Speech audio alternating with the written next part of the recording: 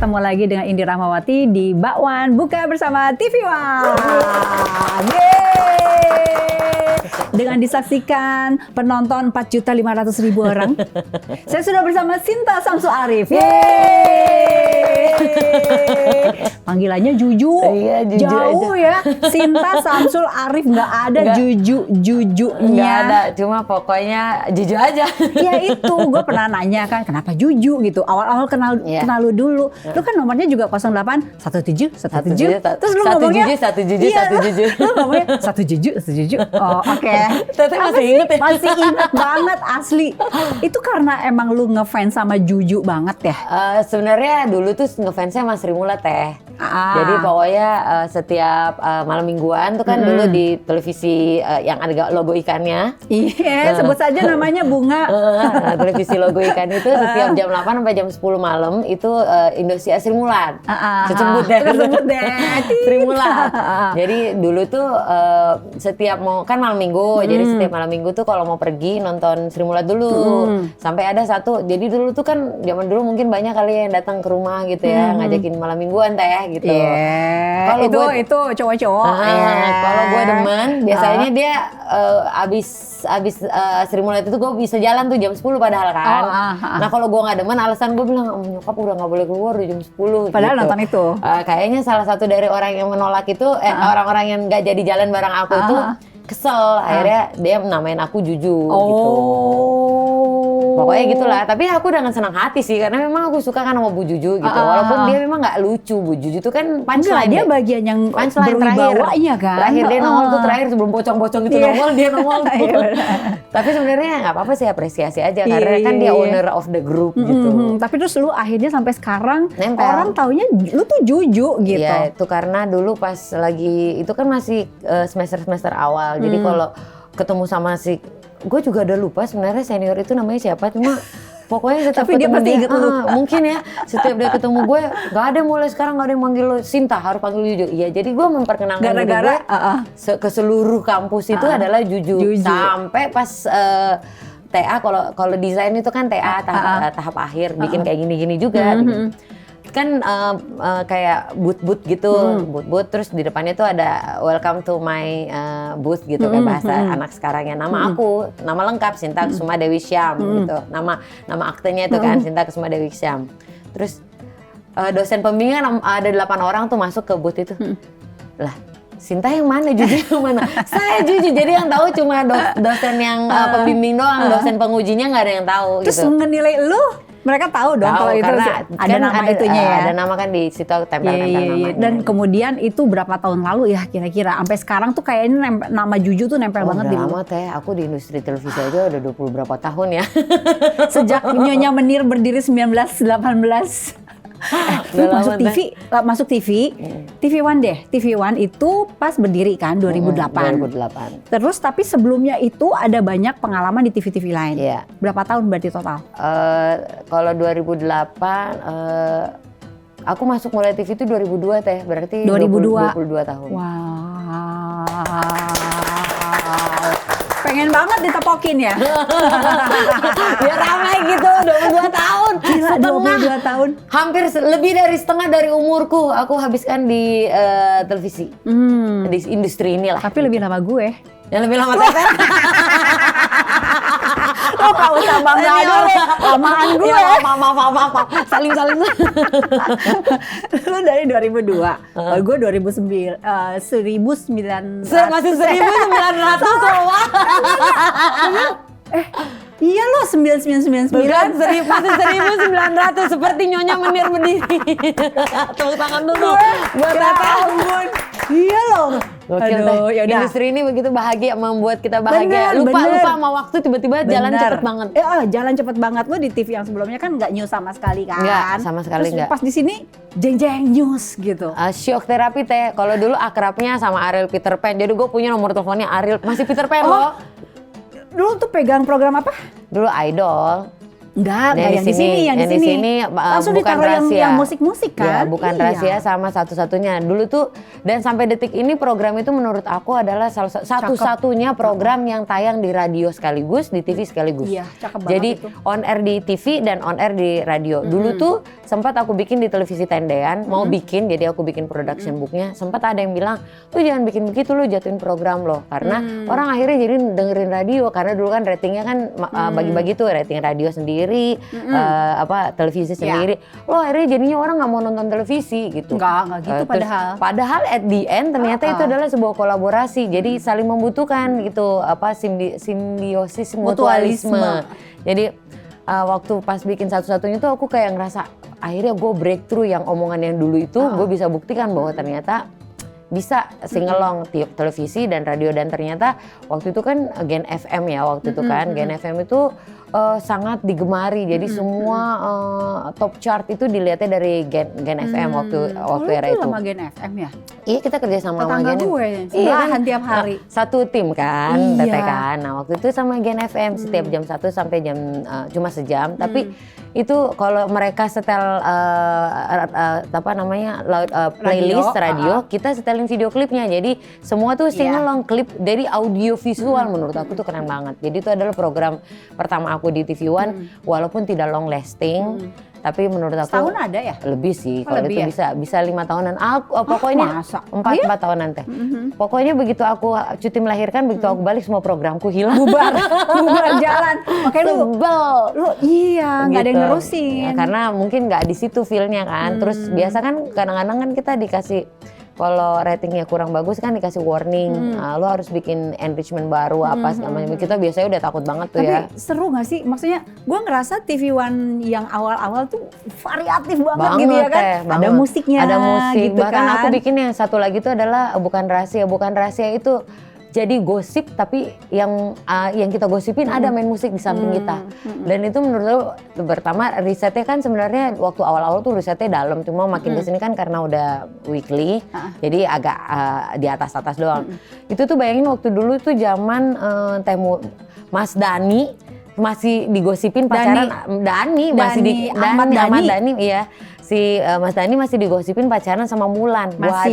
Wah. Gue hadirin di situ, ada Mulan, ada Maya, ada Ahmad Dhani, mereka main ngeband. Jadi narasi hostnya itu adalah gosipin mereka gitu. Tapi nggak ada gosip, nggak ada asap kalau nggak ada api kan? Nah, ya akhirnya terbukti kan gitu. Jadi waktu dulu tuh TV One tuh banyak. Aku megang program yang non news itu luar biasa banyak banget. Iya, lu kan awal-awal kayaknya ditaruh yang non news kan. Ya, soalnya di TV sebelumnya kan lebih banyak kayak gitu. tadi lu bilang di Narsum ada kontaknya Ariel, kontaknya waktu itu yang paling sering kontak tuh Ariel, terus kayak Piyu, Pak Adi, apa segala macam itu yang dikontakin tiba-tiba masuk TV One kok berubah jadi almarhum Sultan Batugana. Jadi langsung awal-awal tuh shock terapi teh, aku kan tapi awalnya sama Tete kan belajarnya. Itu kan masih di musik dulu kan, lu kan beberapa tahun di musik dulu gitu kan, belum masuk ke news gitu kan. Nah, belum ada shock terapi yang gimana belum begitu kan? Tiba-tiba akhirnya TV One memutuskan bahwa no longer kan dulu kan TV One News, Sport and Entertainment. Nah waktu itu tiba-tiba di-declare udah nggak ada lagi entertainment, jadi News and Sport. Waktu itu di challenge, kalau waktu itu kalau nggak salah masih ada Kang Ule nanya Juju maunya gimana gitu. Mau tetap produksi tapi akhirnya membantu marketing atau mau mencoba dunia baru. Dunia barunya artinya masuk ke news gitu. Terus aku kan bawa pasukan teh waktu itu, bawa beberapa kreatif, bawa asprot, jadi ada PA. Jadi kalau di dunia televisi broadcast tuh produser tuh pairingnya produser kreatif, produser kreatif PA sama ada asisten produser. Nah aku punya waktu tuh komponen itu. Terus anak-anak tuh pada nggak mau sebenarnya. Maksudnya banyak. Masih pada ada semua? Sebagian ada. Anak-anak tadi termasuk Aifa, Nanda. Oh iya, Aifa, Nanda, terus yang gua tahu Nanda doang kira. Yang lainnya udah pada bubar sih. Cuma Kang Deden Kang Aden mah CA. Aden emang dasarnya dia jurnalistik kan. Kalau aku emang entertainment. Waktu pas aku memutuskan itu kan aku agak egois sih, karena waktu itu gue bilang, kan anak-anak pada marah-marah, kok lu nggak nanya dulu, kan aku bawa 8 orang teh, kok lu nanya dulu, gue nggak suka gini. So aku bilang coba dulu aja gitu. Aku waktu itu prinsipnya gini, pokoknya kalau seandainya gue bisa pasti lu semua pada bisa, aku bilang gitu kan. Karena intinya kan kita penyesuaian aja gitu. Lu biasanya kontak, ada Ria, inget Ria dulu ya, Ria Dendi gede gitu kan. Oh Dendi gede. Terus aku bilang, lu selama ini ngonteknya artis, ini kita cuma twist doang kok, ngonteknya politisi. Terus lu selama ini liatnya gosip-gosip, ini lu twist doang, lu sekarang liatnya kayak ini, itu doang. Gue bilang, simple as that dulu, aku bilang gitu kan, pada nggak mau. Sampai akhirnya Ria tuh lucu banget ya, ngapalin teh anggota-anggota DPR. Padahal kan at the end ternyata, oh ya Allah mereka tuh bisa aja diganti PAW. Dia hafalin, menteri aja berubah cuy, ngapain lu ngapalin? Menteri zaman SD mah kita apa? Ini dia hafalin teh, sampai aku jadi effort anak-anak itu aku lihat kayak tim aku yang aku bawa itu effortnya yang nggak mau, ada juga yang kayak akhirnya gue nggak bisa juga gitu, mungkin terlalu idealis ya gitu, karena kan memang dunianya sangat berbeda. Akhirnya dia cabut. Akhirnya memilih cabut. Terus yang bertahan ya yang Teteh lihat aja sekarang, aku, Nanda, Aifa. Malah aku lihat mereka ngelotok gitu di bidang ini gitu. Jadi enrichment hidupnya nambah, yang tadinya cuma entertainment, dia sekarang akhirnya bisa juga mengolah produk-produk yang news value-nya ada gitu. Itu kan singkat cerita akhirnya lu masuk ke news gitu ya. News yang lu biasanya ada di belakang layar akhirnya masuk ke depan layar, itu siapa yang ngejorokin tuh? Kak Anggi sih. Bukannya sih Mas Indi ya? Kak Anggi dan Mas Indi. Jadi Kak Anggi yang waktu itu Kak Anggi jadi asistennya Kang Divi gitu, manajer, terus dia kayak bikin jadwal gitu. Iya. Terus waktu itu dia berarti bilang, itu udah lewat dari zaman gue ya? Udah ke Secret. Ya udah. Ganti Kang Divi. Terus udah gitu dicoba dulu, terus gue ternyata tuh susah banget kan, Teteh kan sering gue feeding kan. Akhirnya Teteh bilang, lo rasain. Gue pernah berantem sama dia nih. Karena kan gue kalau ngomong kan ya gitu, nadanya tinggi. Teteh juga kan kalau di layar pressure-nya tinggi, jadi kayak, lo ngapain bentak-bentak gue nggak bentak lah, gue nggak bentak kok. Jadi itu kalau nggak salah breaking ya Teh. Di Aki pagi pokoknya. Waktu terus itu tuh kayak hujan badai gitu deh. Nah terus pokoknya suruh pindah gini, jadi suruh pindah. Terus gue inget banget di depan gue tuh nggak ada layar monitor, tapi lu suruh ngejelasin monitor apa nih Teh, ceritain soal suasananya gini. Monitor gue mana? Terus Teteh gini-gini, ternyata anak-anak ngambil gitu. Dia marah-marah. Terus Teteh juga ngomel, Teh lu nggak tahu gue nggak ada monitor. Pokoknya gitu, jadi momentum asli. Tapi itu seru ya Teh, maksudnya akhirnya gue anjir besoknya Teteh gini, gue datang tadi gue minta maaf ya Teh, gue nggak tahu, kesel banget. Pas lu ngerasain ada di depan layar, terus gimana? Ternyata gini Teh, yang paling pertama itu waktu pas test cam Teh, gue disuruh pegang skrip Teh. Kan gue kalau baca skrip baca aja gitu maksudnya, tapi kalau di depan layar kan beda ya, ada pressure-nya. Itu beneran tuh kayak beneran demi Allah tuh kayak sampai gini gue, aduh ini gimana ya Allah, gue di balik layar aja boleh nggak makin, terus jangan di telinga Teh, kayaknya semua pada sakit hati ya sama gue Teh ya, karena kan kalau di control room di panel tuh kan suara gue kadang-kadang mendominasi, terus kadang-kadang pukul meja, kadang-kadang tepuk tangan, kadang-kadang gue sangat ekspresif gitu. Kalau memang menjengkelkan harusnya gue sialan gitu. Kalau atau suasana ceria kita gitu kan, itu kan memang suatu hal yang biasa. Sampai di layar yang pada saat lagi tes cam itu di kuping tuh, ya Allah Teh, sumpah semua sumpah serama mampus loh. Lo rasain lah tuh, emang enak. Kenapa lo gemetar? Lo nggak bisa gitu-gitu. Jadi anak-anak tuh pada kayak seneng banget gitu. Bisa feeding cuman PD doang. Gantian Teh, mereka berganti-ganti Teh. Terus pada ketawa, gue kedengeran banget. Gue ya Allah tega banget. Selama ini mereka memendam karena gue terlalu mendominasi di dalam panel itu. Terus emang tuh salah, gue salah. Boleh ulang nggak? Boleh kan gitu. Boleh ulang. Terus emang enak salah. Lo kalau presenter lo salah lo ngomel. Ayo kita omelin ya gitu-gitu. Jadi itu adalah suatu yang berbeda. Tapi itu lagi aku bilang kayak aku kan nggak pernah bilang maksudnya. Aku tuh selalu gitu kalau dikasih challenge ya udahlah maju aja dulu gitu ya. Kalau gue bisa berarti orang lain juga bisa gitu. Terus enrichment, selalu menganggap ini bagian daripada enrichment dalam kehidupan gue, karena hidup aku tuh ya sebenarnya lame aja begitu gitu. Maksudnya selama ini ya ngerjain ini, ngerjain itu, ngerjain ini, lem aja. Cuma selalu ada enrichment itu yang membuat akhirnya kayak, oh seru ya gitu. Kalau enggak ya nggak ada lagi. Kayak aku sama Tete ada ceritanya, aku sama Rivi selalu ada cerita, apa mana selalu ada cerita. Jadi itu menambah warna-warna aja. Jadi aku sama Juju itu pernah satu tim ya di Aki Apa Kabar Pagi. Indonesia Pagi. Itu dari tahun berapa? Lama teh 4-5 tahun. Paling kayaknya. lama ya kayaknya. Lumayan sih itu sampai lu yang ngerasain di Wisma Nusantara. Sampai itu Wisma Nusantara sampai ke City Walk teh. Oh iya. Yang kita jam 9 sampai buru-buru. Iya. Buru-buru ke sono. Sampai setengah 11 sampai kan? setengah 11 sampai udah kagak tahu lagi mau bikin apa gitu. Semua orang di pinggiran situ teh tanyain kiri, tanyain kanan.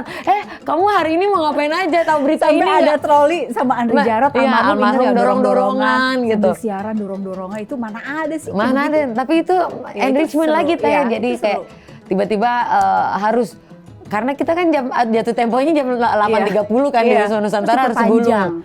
Terus diperpanjang karena banyak iklan. Banyak gitu iklan. Kan. Terus udah gitu gulung dan kita setengah matinya apa? Karena pindah tim, pindah. Jadi syutingnya itu dari satu tempat ke tempat yang lain dalam waktu kalau bisa 5 menit itu keren banget sih. Nyampe akhirnya terus datang tergopoh-gopoh nyampe juga kita di sini. Yang capek yang itu yang gua kan nyetir sendiri juga gitu. Ih capeknya minta ampun. Iya. Jadi tapi itu kan itu seru ya gitu. Itu zamannya gua prodek ya. Iya, masih prodek Teteh. Parah, itu luar asli, biasa. tapi ya itu masa-masa menyenangkan waktu itu. Nah, singkat kata nih, Juju berarti dari 2008 sampai 2024. 24. Berapa tahun? 16. 16. Gila ya. Kalau anak gadis, kalau saya udah punya anak, dia udah gadis. Anak dari kan belum anak lu dari lahir dari lu hamil ya? dari belum punya anak teh. Iya, jadi di sini tuh TV One itu banyak banget agak nempel sih sama aku ya, karena kisah hidupku itu banyak dimulai di sini. Dari pertama yang tadinya dari. Tapi nikah lu nggak di sini kan? Nggak di sini. Tapi maksudnya aku perjuangan punya anak tuh kan lama teh. Iya. Sampai di sini. Itu nggak ditahan-tahan ya? Maksudnya nggak ada. Tapi yang pertama aku masuk sini, begitu aku masuk ini kayaknya auranya positif ya. Tiba-tiba aku hamil. Walaupun memang akhirnya hamilnya umur anaknya nggak panjang, tapi aku dapat di sini pertama. Padahal waktu dulu tuh di TV-TV yang lain apa? Udah pagi siang sore kerja apa segala macam sama fun juga, cuma mungkin memang bukan rezekinya. Jadi aku selalu menganggap ini ada spesial di sini karena waktu di TV-TV sebelumnya tuh aku program teh, di sini enggak. Begitu aku nggak tahu lah ya itu memprogram untuk punya anak maksudnya. Program ya punya udah anak. emang jalannya gitu ya. Memang udah jalan, jadi itu kayak nempel aja. TV One tuh nempel sama aku. Terus walaupun umurnya nggak panjang, anak pertama, anak kedua di sini juga. Iya. Dari bayi yang aku masih galau meninggalkan anak. Dari lu hamil gendut banget. Dari gendut banget. Itu teh 98 kilo, by the way 2 kilo lagi 100 kilo teh. Itu teh. Wow, gue cuma sampai 75 aja tuh. Tapi badan kecil kan. Kalau aku kan emang semelehoy, dari dulu semelehoy sampai 98, terus sampai akhirnya 2 kilo lagi 100 kilo. Terus yang aku ingat banget pas baru masuk tuh kan namanya punya anak baru ya, ninggalin anak, Teteh tahu tuh gue galaunya mau pulang mulu gitu kan. Terus sampai akhirnya sekarang anaknya udah mau SMP. Iya dan kan orang-orang manggil dia Miss May Miss kan. May. Miss May, dia ikut lu kemana-mana. Kemana-mana ya kan? sampai waktu itu inget ada Aki Pagi juga di Bandung apa di mana gitu. Memang ikut juga, Miss May juga ikut gitu kemana-mana. Dia udah mulai kayak agak-agak kepingin masuk TV gitu. Nggak kerja. Nggak pengen banget teh. Oh enggak? Karena dia kalau ditanya ya, do you want to be like me gitu. Dia bilang enggak. Kenapa? You don't have time.